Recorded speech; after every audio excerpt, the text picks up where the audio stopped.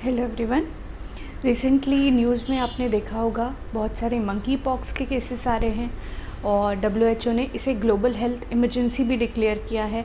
आज के वीडियो में हम मंकी पॉक्स के बारे में सब कुछ जानेंगे। आज के वीडियो में हम जानेंगे कि मंकी पॉक्स क्या है, इसके क्या क्या सिम्टम्स होते हैं और ये कैसे फैलता है, और लास्ट कि आप क्या क्या कर सकते हैं ताकि आप इससे बच सकें और अपने बच्चों को भी बचा सकें। मेरा नाम है डॉक्टर रश्मि, मैं एक पीडियाट्रिशियन और न्यूरोलॉजिस्ट हूँ। चलिए वीडियो को चालू करते हैं। सबसे पहले हम जानते हैं मंकी पॉक्स क्या है। मंकी पॉक्स, इसे एमपॉक्स भी कहा जाता है, ये एक तरह का वायरल इन्फेक्शन है। ये सबसे पहले डेनमार्क में पाया गया था, स्पेशली मंकीज़ में, तो इसलिए इसका नाम मंकी पॉक्स कर दिया गया। और उसके बाद जो फर्स्ट केस जो स्पेशली पीडियाट्रिक पॉपुलेशन में हुआ था, वो एक 9 महीने के बच्चे को हुआ था। और इसी तरह ये मंकी पॉक्स आगे फैलता गया और बढ़ता गया। अब जब ये जानवरों से इंसानों में फैलने लगा है तो इसकी फैटेलिटी भी बढ़ गई है, मतलब ये बहुत ज़्यादा डेंजरस हो गया है।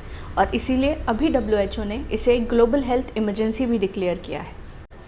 जैसा कि इसका नाम है मंकी पॉक्स, इसके क्या क्या फीचर्स होते हैं, क्या क्या चीज़ें आपको दिखेंगी कि आप बोल सकेंगे कि ये मंकी पॉक्स का इन्फेक्शन है। तो सबसे पहला, क्योंकि ये वायरल इन्फेक्शन है, इसमें फ़ीवर होगा, हेडेक हो सकता है, शरीर में दर्द हो सकता है, मांसपेशियों में दर्द हो सकता है, और साथ में स्वोलन लिम्फ नोड्स हो सकते हैं, मतलब कि गांठें हो सकती हैं। और क्योंकि इसका नाम पॉक्स है तो इसके साथ कुछ तरह के चकत्ते होते हैं। ये चकत्ते शुरुआत में लाल रहते हैं, छोटे रहते हैं, धीरे धीरे ये बड़े होते हैं और पानी भरे हुए दाने की तरह हो जाते हैं, जैसा कि आप यहाँ देख रहे हैं। ये सारे फीचर्स बहुत सिमिलर है चिकन पॉक्स से और स्मॉल पॉक्स से, पर मंकी पॉक्स इन दोनों से थोड़ा सा डिफरेंट है। मंकी पॉक्स में डिफरेंस क्या है, जो स्वोलन लिम्फ नोड्स होते हैं, मतलब कि जो गांठें बन जाती हैं, वो इसका क्लासिकल फीचर है। मंकी पॉक्स का जो स्किन रैश है, जो मंकी पॉक्स में दाने होते हैं वो पानी भरे हुए होते हैं, उसमें बहुत ज़्यादा इचिंग हो सकती है और साथ में वो पेनफुल भी हो सकते हैं, और ये दाने 2 से 4 हफ्ते तक लास्ट भी कर सकते हैं। एक और फीचर जो मंकी पॉक्स को बाकी से डिफ्रेंशिएट करता है वो ये है कि इसके जो रैशेस हैं, जो दाने हैं, वो फेस पे शुरू होते हैं और फिर धीरे धीरे हथेलियों में, पैरों की तरफ और ग्रोइन एरिया में भी आते हैं। दूसरी चीज़, ये सेक्सुअली ट्रांसमिटेड भी है। अब हम जानते हैं मंकी पॉक्स फैलता कैसे है। सबसे पहला कि ये इन्फेक्टेड एनिमल्स से फैलता है। जो जानवर इसे फैलाते हैं वो है मंकीज़, रैट्स और बर्ड्स। नेक्स्ट, ये जो इन्फेक्शन फैलता है वो इन्फेक्टेड पर्सन से फैलता है, मतलब कोई अगर इन्फेक्टेड है मंकी पॉक्स से और उसको अभी अभी इनिशियली ये दाने आए हुए हैं, वो पानी भरे हुए हैं, वो पर्सन अगर किसी दूसरे पर्सन के कांटेक्ट में आता है तो ये मंकी पॉक्स फैल सकता है। साथ में जो इन्फेक्टेड पर्सन की चीज़ें हैं, जैसे कि तौलिया है, उसके कपड़े हैं, वो अगर कोई और इस्तेमाल कर रहा है तो उसमें भी उसके सिक्रीशंस होते हैं और इस तरह ये वायरस फैल सकता है।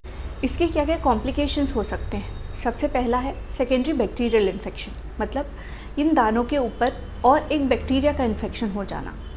उसके बाद ये बैक्टीरियल इन्फेक्शन अगर पूरी बॉडी में फैल जाए, जिसे हम सेप्सिस कहते हैं। साथ में निमोनिया हो सकता है, जो बच्चा है वो डिहाइड्रेटेड हो सकता है क्योंकि ओरल इनटेक, खाना पीना बहुत कम हो जाता है इस टाइम पे। साथ में ब्रेन का इन्फेक्शन हो सकता है, जिसे हम इंसेफ्लाइटिस कह सकते हैं, और लास्ट इसके कारण डेथ भी हो सकती है। अब हम जानते हैं इसका ट्रीटमेंट क्या है। बहुत कम एंटीवायरल ड्रग्स हैं जो मंकी पॉक्स के अगेंस्ट काम करते हैं और इंडिया में इनकी अवेलेबिलिटी बहुत कम है, तो इसका जो ट्रीटमेंट है वो सपोर्टिव ही है। मतलब अगर पेशेंट को फीवर आ रहा है तो हम उसे पैरास्टामोल देते हैं, दानों में इचिंग हो रही है तो हम उसे एंटी एलर्जिक देते हैं, और अगर पेशेंट डल है, बहुत ज़्यादा सुस्त है, अच्छे से खाना पीना नहीं खा रहा है तो उसे एडमिट करना पड़ता है। अब हम जानते हैं कि हम इससे बचाव कैसे कर सकते हैं। तो जो भी पर्सन इससे इन्फेक्टेड है उन्हें 2 से 4 हफ्ते तक सबसे दूर रहना चाहिए ताकि वो इन्फेक्शन दूसरों में ना फैले, या फिर जब तक उनके दाने सूख ना जाए तब तक उन्हें क्वारंटाइन रहना चाहिए या फिर घर में सबसे अलग रहना चाहिए।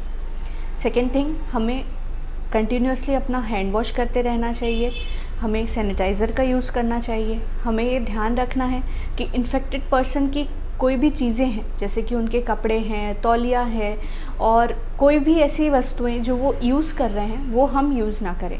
इससे हम इन्फेक्शन होने से बचा सकते हैं। और साथ में बहुत ज़रूरी है कि जो हमारे छोटे बच्चे हैं वो क्योंकि इम्यूनो कॉम्प्रोमाइज़्ड रहते हैं तो उनमें ये इन्फेक्शन होने के चांसेस बहुत ज़्यादा होते हैं, तो उनका हम बचाव करें। हम ध्यान दें कि वो किसी एमपॉक्स या मंकी पॉक्स इन्फेक्टेड पर्सन के कांटेक्ट में ना आए। तो आई होप इस वीडियो से आपको मंकी पॉक्स के बारे में सारी जानकारी मिली होगी। आपको पता चला होगा कि उसके सिम्टम्स क्या क्या हैं और क्या क्या तरीके आप इस्तेमाल कर सकते हैं ताकि आप उससे बचाव कर सकें। इसी तरह के वीडियोस के लिए आप मेरे चैनल को सब्सक्राइब कीजिए, इस वीडियो को लाइक कीजिए और आपकी कोई भी क्वेरीज़ रहती हैं आप मुझे कमेंट बॉक्स में पूछ सकते हैं, मैं उसका ज़रूर आंसर करूँगी। Thank you.